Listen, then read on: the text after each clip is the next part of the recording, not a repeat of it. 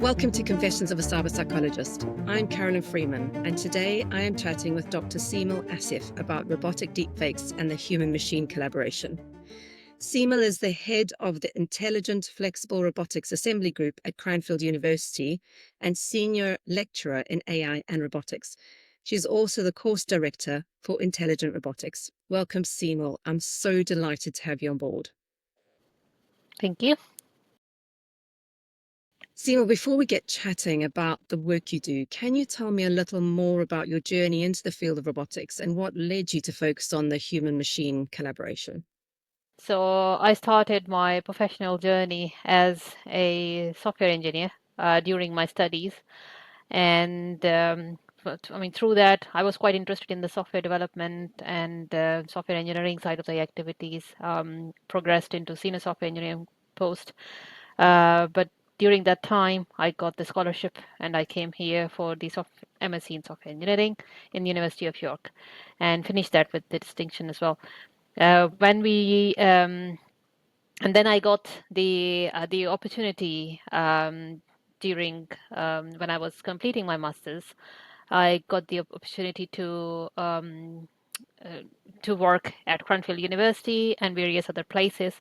I chose Cranfield University because the features they were offering in terms of the research. So it was a research fellowship post, and giving me the outlook to work with the robots and with the larger robots, which I was quite excited to see. And I was like, oh, they are the big beasts, and I want to tackle them. So that was something that excites me a lot. So I saw the robots in my first visit to the university. So right after my interview, my line manager took me to see the lab, and I was quite excited. So I chose Cranfield University because of that, and I was very excited to work with the robots, and that's where the robotic journey started. And I got interested in the industrial robots quite a lot, and till now, majority of my work is on the industrial robots, on the manufacturing applications, various application in various industries, heavily in with the Airbus, and but some other applications are sprouting up as well. And so yeah, that's how I got interested in the robotics. How much of your initial software development work when you're working in industry do you now use in your kind of academic side of things? A lot, because programming is involved every field at the moment. As the boom of AI, as you are aware, is getting hold of every device and everything that we have at the moment. So yeah, it involves it helps me quite a lot to understand and to kickstart as well, or maybe I think I got the head start into that term, and yeah, it helps me to understand and make the robot a bit more intelligent.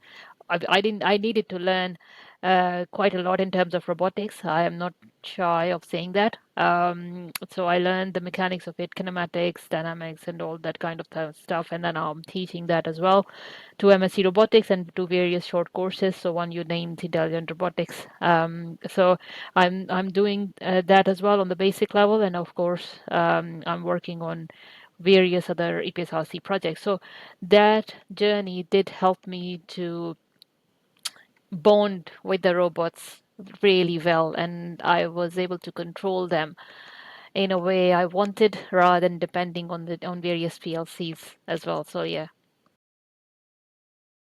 So your work includes research at the Smart Cobotics Centre. Could you talk a bit more about the centre and its vision and what makes it different from other robotics research centres?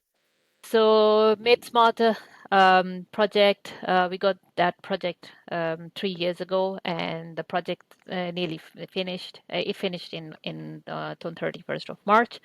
On that project, we have 6 other universities. I was working as co-investigator on that project. And what my research was about to bring the human-robot collaboration to the level that it includes the intelligence into it as well. And we tried to understand the human emotions, tiredness, fatigue, and tried to understand the, how we can make the robot adaptable to the human rather than making the human adaptable to the robot tasks, how we can understand human emotions and what they are feeling, and based on that we can adjust the robot. So as we go along and go through our different phases of our life, we are not same every day. Sometimes we are very tired, especially if you have little kids and little babies, and and sometimes we are very energetic and we really, really, really want to work. And as we age, our emotions also change. So there's another part of research that I'm not talking about. So yeah, how we can understand what is happening in the human physiology, and then how we can translate it to the robot, and robot can adjust to it. So I mean, I didn't do that work alone. Of course, I have my researcher on that. Plus, I have human factors team involved. So industrial psychologists were involved with us, and we did that work hand to hand together. So we do have human factors team in our center who are working quite closer with us. We try to understand that. And the other part that I hinted on, that as we go through various phases of our life, as we age, our emotions don't are not same. How I look like 30 years ago, 20 years ago, it's not exactly the same now. So it's and how we smile also varies. So it's difficult to solely rely on technology to understand what your emotions are. And that's where we introduce various other measures. So we introduced that, how can we understand it through the heart rate, and can we understand it through skin conductance, can we understand it various other physiological measurements. So yeah, currently work is going on that as well. We collected the data through our feasibility studies, and now we are working on that and then understanding it. All the project finished, but research is not going to finish. So we'll find one or other venue to continue that. So how do the robots actually get to understand the human emotions and the facial features and whether or not someone's smiling or tired? Are they linked up to a machine or a human, or is there a connection between them, or is it kind of a visual thing? How do they actually read it? So that's a nice question. And how we did that is we enable the robots by using various sensors. So those sensors can be the cameras, and in that case, we use the cameras. We use different tracking cameras as well. So those are different to the webcams, in which we understood the skeletal movements to understand the situation awareness around the human. And we also use the eye tracking glasses. So we use different. We use the various wristbands as well. We used various other physiological measurement devices to understand the human emotions and the facial expressions and those type of things. And of course, there is machine learning, heavy machine learning behind those sensors to make sure that we can extract what does it mean, and then can send it to the robot, because it won't be automated in that way, especially when you have so many sensors integrated. And then you use a psychologist in that process of understanding the readings and understanding Yes. the translation of that and Yes. programming it back into the machine. Yes. Yes. Yes. Otherwise, as an engineer, we won't be able to understand what does tiredness mean, or what does fatigue mean. I mean, these are the things that alienated um, uh, to the engineers. So we get the third eye from the psychologists, and it was great experience to working with them. Is there any concern about the proximity of robots and human safety in terms of human safety and productivity? And are there any other challenges that you face in this kind of human machine collaboration? Yeah, proximity wise, I mean, there is quite a lot that has been done in that space. So there are various types of human robot collaboration as well. So you can share the workspace, or you don't share the workspace, or you work in different um, time settings, like robot is doing the job and then human is not involved. But the robot is finished, then human is involved. So you can utilize any of those spaces. It solely based on the application. And of course, safety is paramount to it. So you need to make sure that it's safer to work with the robot, whether you are sharing the space or not sharing the space, whether you have open cell or not open cell. So in any of those circumstances, there is a proper risk assessment that we carried out, and we understood that what type of safety measures we need to deploy, and it has to be optimum enough to make sure that we can carry out the work comfortably. And where do you see this going in terms of the implications for industry and its practical use within industry going forward? Yeah, human robot collaboration in industry, if you see, it's not that much adopted.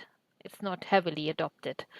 It's something uh, a lot of times it's like not sharing the workspace is actually the other area that I was talking about in the human robot collaboration. So the robot finish the job, and then the human operator is going in and then carry out the job, which is fine. That means that is something that industry requires. But in some application, it does happen that you do need to share the workspace.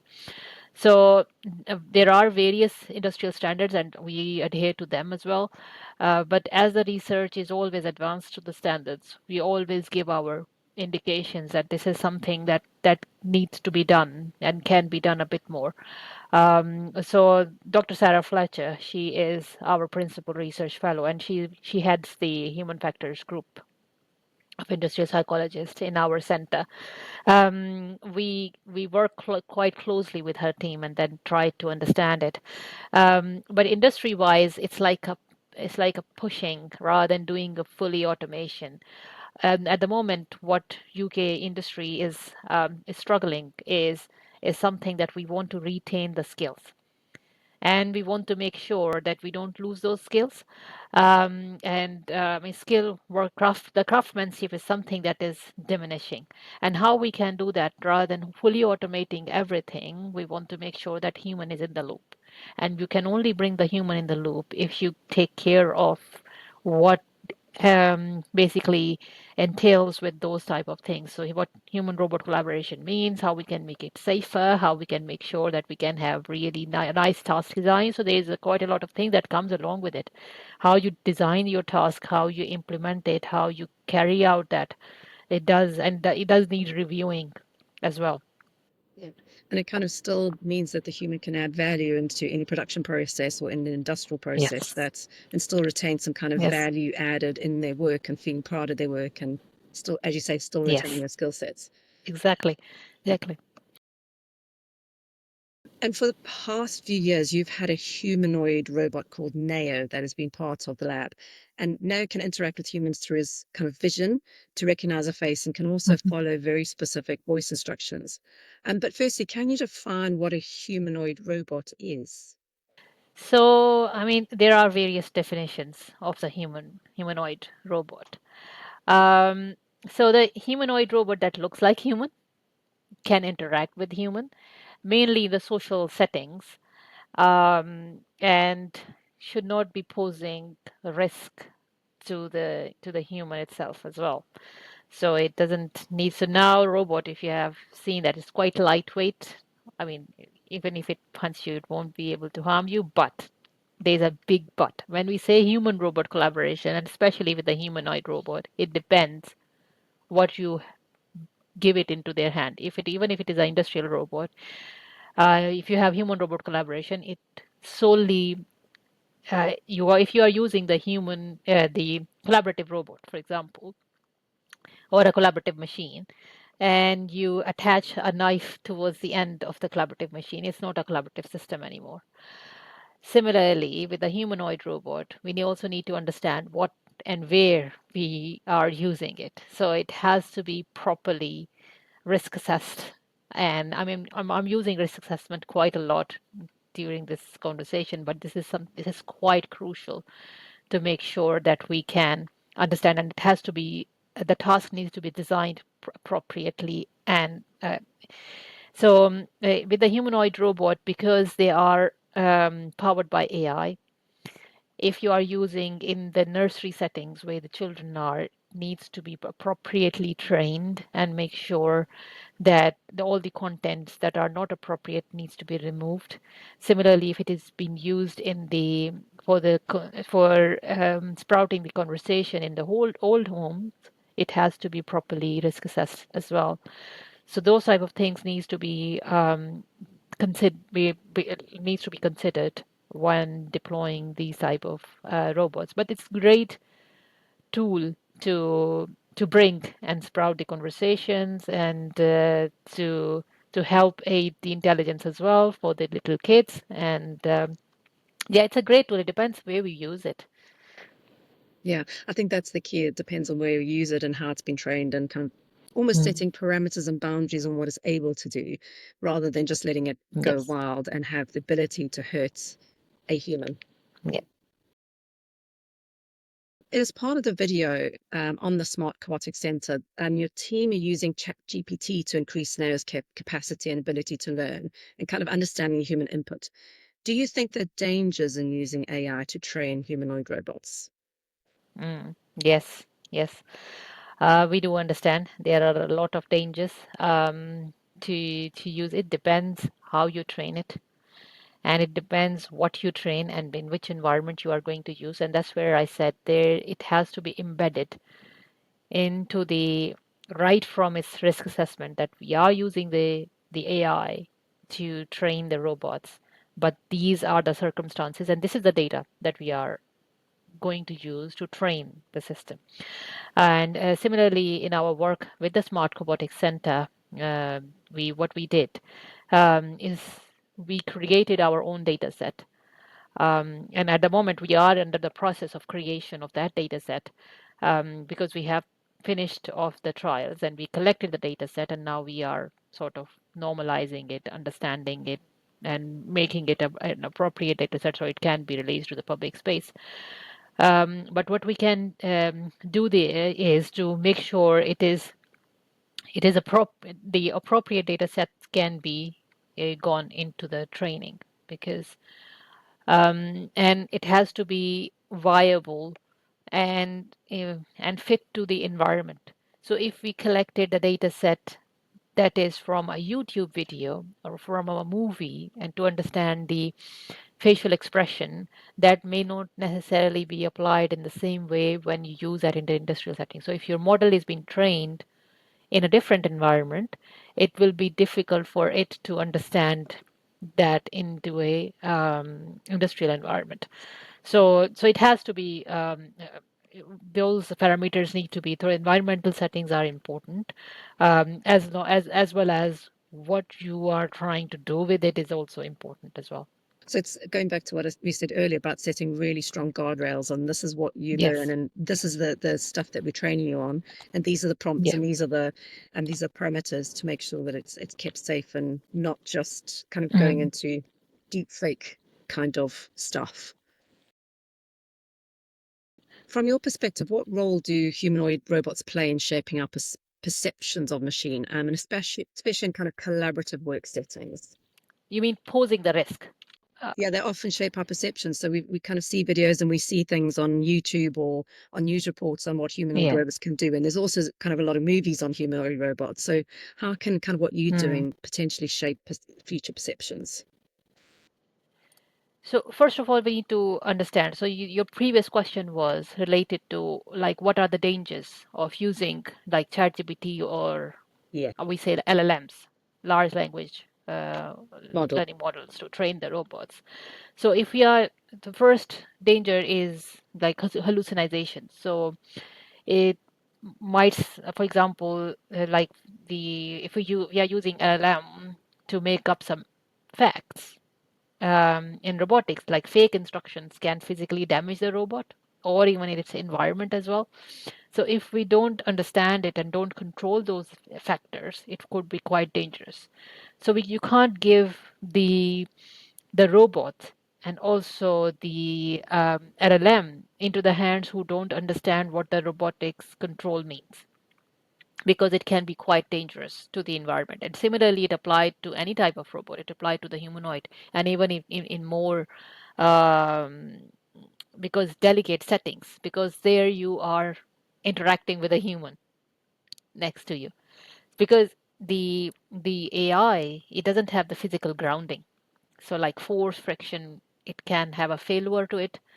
It can have the context loss, like long-term memory and the state awareness. It's quite limited. It's not a human who can understand the context in that way. So it needs a persistent knowledge of the environment itself as well. So it depends who is using it and how it's being used in terms of the humanoid environments as well. So what I would say is that we need to have the um, risk assessment matrix in that way as well, and understanding the realistic scenarios, like what will happen if you do the torso movement of the robot in that way. If you misunderstand any social cue, like robot nods but move differently, as we are, because I'm not industrial psychologist, but we live in different cultures, and every culture has different gestures of saying anything. So it means maybe good in English culture, but it may mean negative in the other culture in the world. So and vice versa. So it depends where it's been used and how it's been used and how it's been trained. It's quite important. That's a really good point. I never thought about that in terms of different cultures have different expressions and different ways Hmm. of different body language and different ways of making meaning of words and language. Because I'm just kind of off the top of my head thinking about the Indian culture where that kind of a yes is, I can't do the way of doing it, but a shaking of the head is a yes, whereas in the English culture, shaking of the head is a no. And it's just simple things like that that it's easy to misinterpret if you've got someone from a slightly different culture. Yes, And yes, yes, and yes. I'm guessing also there's nuances in um, kind of the way we say words. So even within the UK, there's so many different dialects of English that being able to understand Scottish versus Irish versus Yorkshirean or Geordie is very different from south Mm. of England. So it's kind of, there's a lot of different nuances that I never considered in terms of how you train a Yeah, robot from a voice perspective and a visual perspective. exactly, exactly. Yeah. Going on to the recent paper you spoke about during our initial chat called Unmasking Deepfakes, the research raises some Mm. really important ethical and psychological concerns. Um, what first drew you to explore deepfakes in relation to kind of human machine collaboration? So, like deep fakes in terms of the human machine in collaboration, because if you are as that the like for example the any LLMs, you name the model, they are all trained on the data that is available depending on what they said. It's been trained on, it's available online, and the or being generated or augmented artificially to be trained. When we use that in the human robot collaboration setting, we need to be very mindful how it's been used and how it's been basically, is it addressing the concerns that uh, we are quite worried about, because the fake, um, if you create anything fake in in these environments, it is quite damaging to the society, and we have seen different cases throughout that. What does that mean? It, and we shouldn't be seeing those cases. It needs to be addressed without before.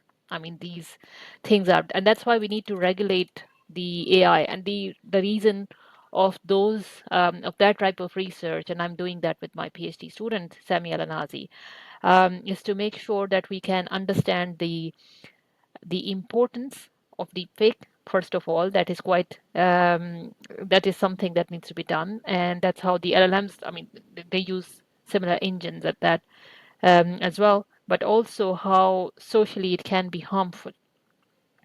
So if we are working with these, I mean, we are as human are also at risk of that as well.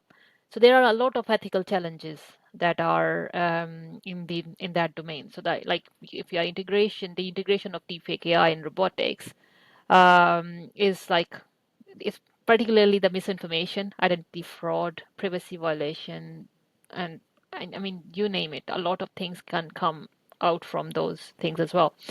And in terms of human-robot collaboration, a, my understanding it, or my thinking is that that's where we are pushing over there as well, is we need a framework of trustworthiness of AI. Can we push toward it? Can we work toward it? We created this technology, but we need to be responsible for that. So it has to be responsible AI, but also it needs to be a trustworthy AI, and it has needs to have the principles of transparency, accountability, and fairness. I mean, without those principles, it will become impossible, and the deepfake who is enhancing the robot could be misused for deception or manipulation as well. Like, for example, um, if a service robot represent a human like avatar, so it must clearly disclose its AI nature to prevent the confusion. So similarly, robots making recommendation, whether it's medical, financial, or legal, should provide the explanation of their decisions, like the evidences behind the scene. So explanate your in our point of view, the explainability mechanism, such as AI generated justification for the robotic behavior, it basically needs to it will give more trust to the user and will mitigate some risks associated with the AI opacity. You can see. I mean, the ethical AI frameworks such as IEEE 7001 or IEEE 7003, the algorithm bias consideration, they guide the developers in identifying mitigation biases. But are we implementing? Because standards are there, they need to go, first of all, in the deeper depth what we are facing at the moment, especially after um, uh, the heavier use of the deep fakes and also the LLMs, and also the implementation of that and understanding of that at the government level is quite crucial as well. I'm assuming that it's very difficult to train a machine or a humanoid robot in terms of understanding what is real and deep fake, because deep fake is so nuanced and also it changes so quickly that it's really difficult to say, well, NAO humanoid robot, this is a deep fake and you can recognize it this way because it's so difficult. So you're really relying on those standards to be in place so that Mm. you can stop that happening, really. But how many times you have seen those standards being linked to any model that you use? Any app that you download, have you seen that it adheres to this standard? Or it is using this data to give you that understanding? It's very, I mean, we need to make sure as a society and as a, I mean, at every level, we need to make sure that there are, as with any industry, this is a huge industry. So as any industry, these type of standards are adhered to. Otherwise, we are blocking it or we are not letting it to go into the public domain. So a lot of responsibility really goes on the shoulder of the technology creators and also to the technology regulators. Because this could really impact the future of humanoid robots and human robot collaboration, can't it? If there are security concerns around deepfake and whether or Yeah. not there are these structures in place and whether or not there's the ethics and the guardrails already in place from a legal Yeah. point of view. Where do you think the future is with kind of humanoid robots and human robotic collaborations? Okay. Humanoid, because we can do the human robot collaboration with the industrial robot as well. And humanoid robot are inherent with the with the human robot collaboration. So I will just look at it as a human robot collaboration. The future is, I mean, research wise, we pushed a lot towards the human robot collaboration. We tried to see it through the safety point of view. We try to understand it, what safety implementation can be done, how we can do the human robot collaboration in various settings. So research is there.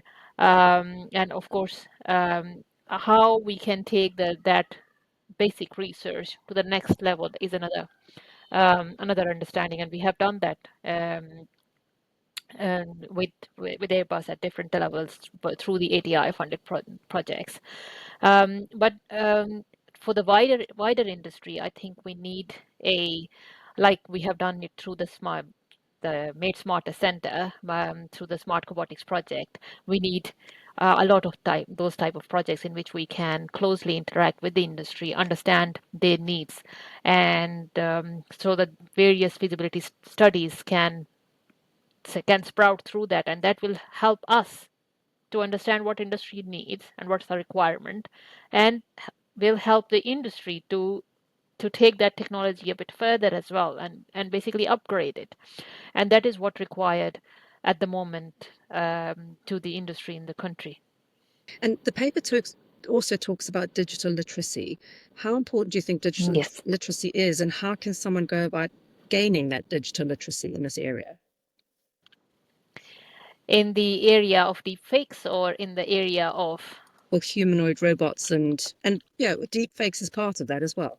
like digital literacy is quite important nowadays. We can see our older generations on the mobile as well all the time. I have seen my mom, grandparents on the mobile, uh, going and flicking through the social media and clicking on different links, and then emails coming up. And then we have seen and heard different stories as well in which the money's been dropped from their accounts without them being given the consent, but actually they clicked on some link, provided some information unknowingly.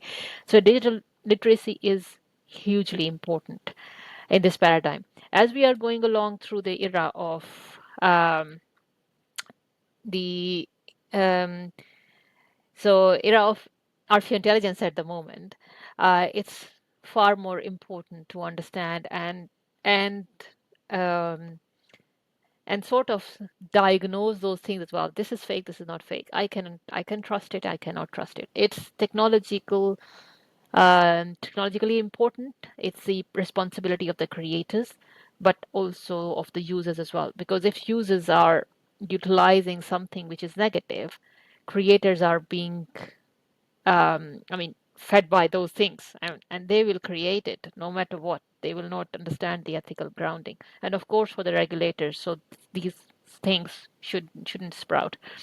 And regulators do quite a lot of things, but I think as a society we need to do something about it as well, to point it out, to give the understanding, because we may not have seen quite a lot of things that public can see.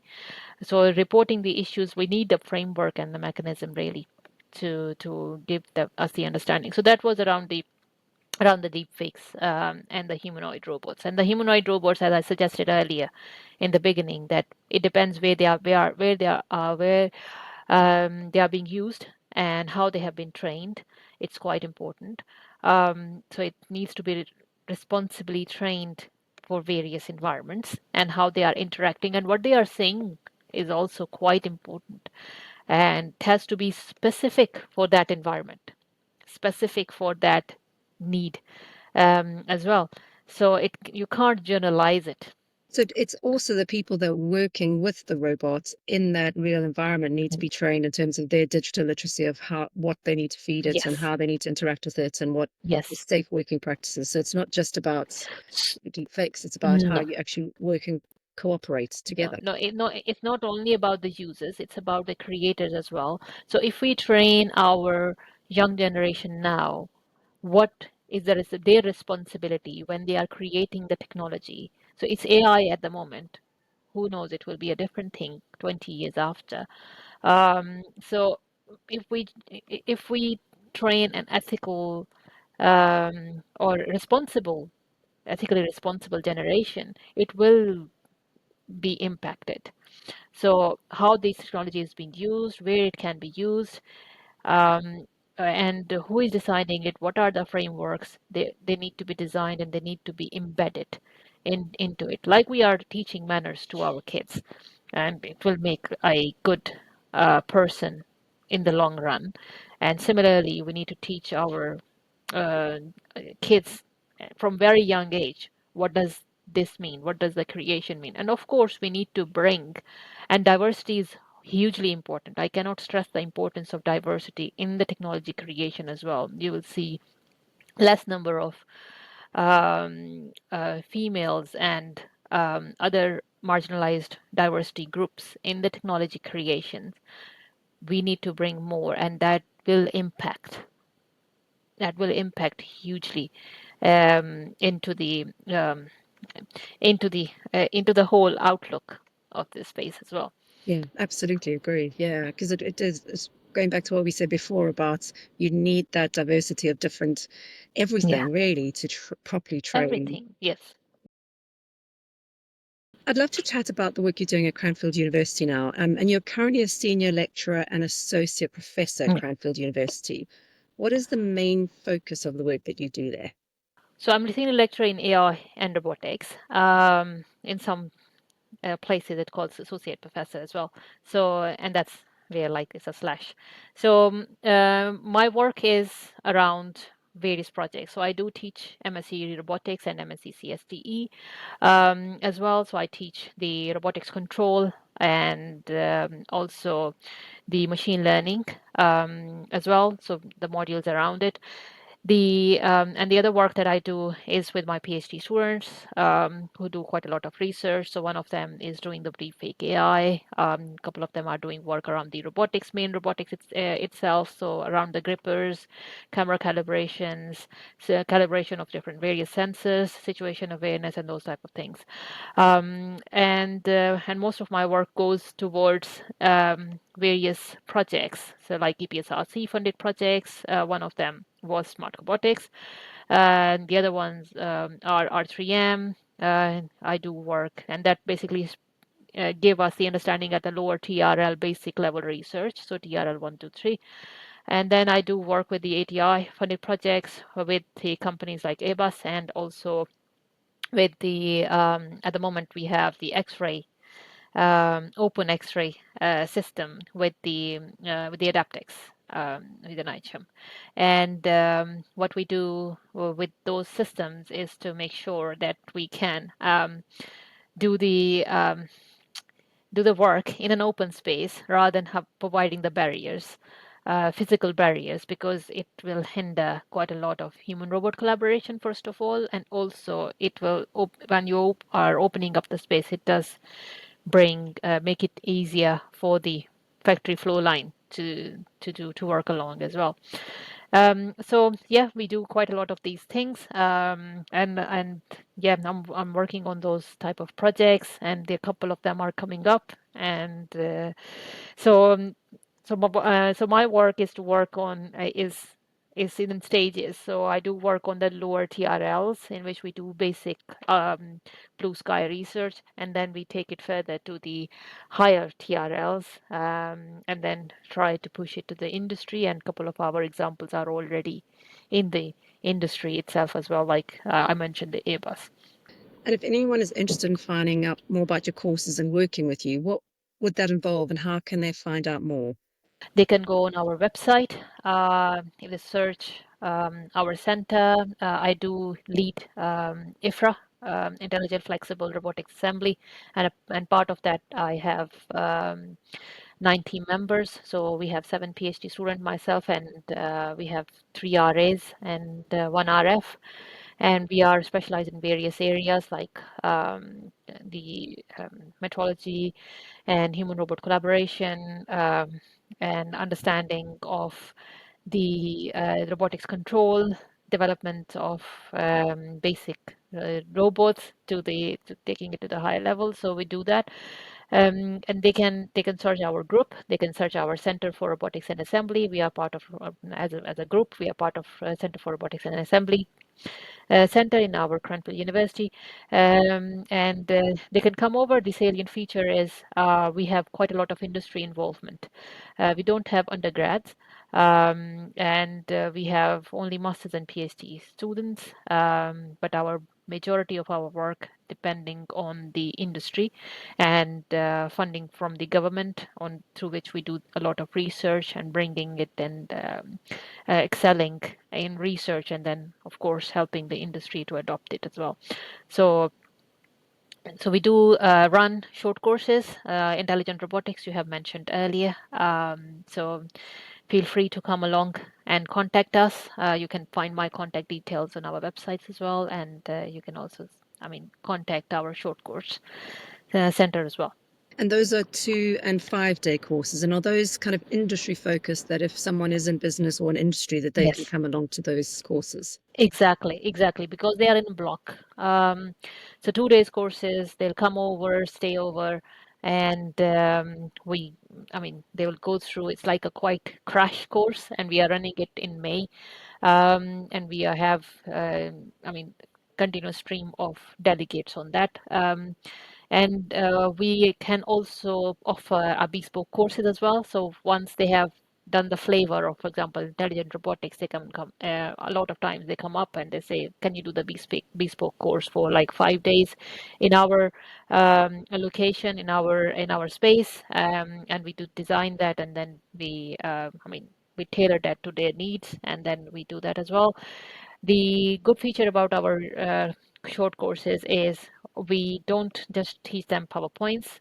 We work with them on the real robots. So we bring the robots into the lab, we bring them into our labs, and so they can work alongside the robot. They can learn the real skills rather than just, by feeding through the PowerPoint. Even if it is a 2 day short course, doesn't matter. We do find a ways to do that. And why we can do that is because we have long history of working with the industry and also through various different projects as well. What advice would you give to young researchers or maybe students interested in exploring the intersection of robotics, psychology, and AI? That's quite, that is something that is, will be coming up as our next demanding profession. So the intersection of robotics, AI, and psychology. You can't, I mean, I'm from the generation in which you've been taught the engineering, and engineering means like you cannot understand the human emotions. Emotions are something that is alienated to it, and they are aliens. But I think that is very, very important to understand, and it gives you third eye. We did have some courses. It's not like I haven't done any of those type of courses. We did have some courses in our undergrad as well, but it's like the focus is more on the engineering. We do need a good balance there as well. So we need the generation of the engineers who really understand these type of and they can, and that will be quite helpful in understanding how to do the human robot collaboration in the future. But also at the moment, when we are doing the interdisciplinary research, you can gel very well together with the teams, and then can understand the other person and other field engineer or other field expert. What does it entails in terms of how they are coming along? And it does can provide, if you have the mixture of both, you can come up with a common terminology, which is very, very important, and it does give boost to the research. So what I would advise to them is to the future engineers is to be responsible. That is coming up through my research is to be responsible whatever they are creating, and make sure that it is ethically viable, because we can create anything that we want. It's about the need, and secondly, about when, even if it is a need, we need to make sure that it is ethically, socially viable. You can be the user as well. So just to make sure that it is being addressed in that way. It sounds as though the way that we're educating software engineers going forward is no longer just about you have to be a mathematician and you have to understand coding and you think logically and systematically. But there's got to be more than that. There's got to be the social soft side as well that you have to understand. So the ethics and the Yes. legal side, as well as then the human side and how we act and so it's quite a cross dynamic of what you really need to understand if you're going to go into this field. Exactly, exactly. It's like any other engineering. Engineers are held responsible. For example, if mechanical engineer do anything that is not in the standards, they will be held responsible. Software engineering is quite complex in that way. And I do understand that it's quite complex to regulate it as well. But we do need uh, the the software engineers to come forward, and we do need a framework and committees to do the grasp understanding rather than just bureaucratic understanding of what is happening. It's like embedding them into the system and then try to understand what can be done, because there are a lot of things that can be done, and that's where my research is pushing. This is the thing, these are the frameworks, these are the laws in various areas in the world, but what can be done and what is all already out there, it's not enough. There's a huge gap, and we need to make sure that we can fill that gap. We can't fill that fully, but we need to make sure that we take first step. Seemal, we're coming to the end of our chat today, and the first question I want to ask you in the last two questions is, what is the most important thing I haven't asked you yet? I think you ask a lot of questions around the human robot collaboration and also the responsibility. And I mean, that's a topic I really, really like to talk about, is to understand. The one important thing, and I think I touched it slightly, is the diversity in the area is as important as anywhere in any industry, in any organization. Um, when I joined my center, I was the only female in the in the robotics area, working in the and then I had a team, and slowly from last 2 3 years we had another female team member, female engineer, but it's as we progress in our career, it's something that is declining. So I think that something needs to be done at the foundation level to attract young ladies towards STEM, and because I can see that is something that is in decline. They don't love maths, and that is quite crucial in engineering. So I think something that needs to be done from the cradle to the next, to even before the nursery level, to give that understanding, because we are all users of technology, and if we don't have the representation in the creation of the technology, this is something that we are missing a huge bit. Yeah, absolutely. And there is a drive towards STEM, but I think it kind of, part of it, I wonder if it's kind of helping young people understand what the output is of going into STEM. So Mhm. it's not just learning maths and engineering from a just for the sake of it. It's about what can you do with it going forward, Yeah, and what kind of value can you add being part of this STEM career exactly, progression. Yeah. exactly. And the last question I have is, looking ahead, what excites you about the future of humanoid robotics, AI, and human machine collaboration? And what impact do you think this may have on us as kind of individuals and society? Okay, so individually, so I'll talk about the society as industry, because that's what our work, quite a lot of times our work is about how we can add the value to the industry through that work. It will be even still now up till date, there are quite a lot of processes that can be upgraded through the technology. There's quite a lot of processes that are using old technology, can be replaced by the newer technology. It requires time, investment, and also quite a lot of research in that area. First of all, we need funding and they have to do that. And second of all, we need the push from the industry and the interest from the industry to do that.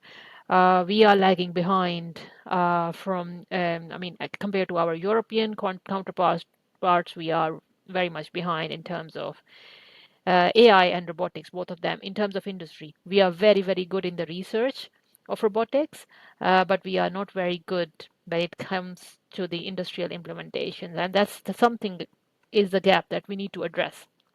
And there are quite a lot of programs that are out there through which we can address it, but still there is quite a lot of push that needs to be done because opportunities are very less, and I mean you can have a lot of applicants for that.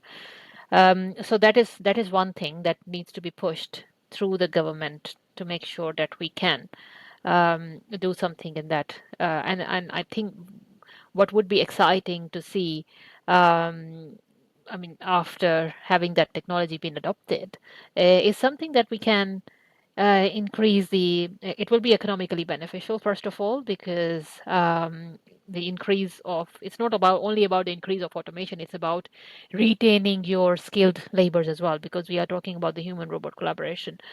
And it's also not only economically beneficial, it will be quite, it's like as upgrading the skills. So it will be very good added value for the human operator itself as well. If they are psychologically feeling better, they will be working better. And then, of course, when we are creating so many goods within the country, it will be better for the economy, it will be cheaper, and for financially, it will be longer run, it will be very, very viable. So the investment that we do now to bridge that grip, the gap between academia and the industry, will be beneficial in the long run. Seemal, thank you so much for joining me on Confessions of a Cyber Psychologist. It was fabulous to catch up with you, and I really look forward to chatting to you again in the future. Thank you so much, Caroline, for providing me the opportunity.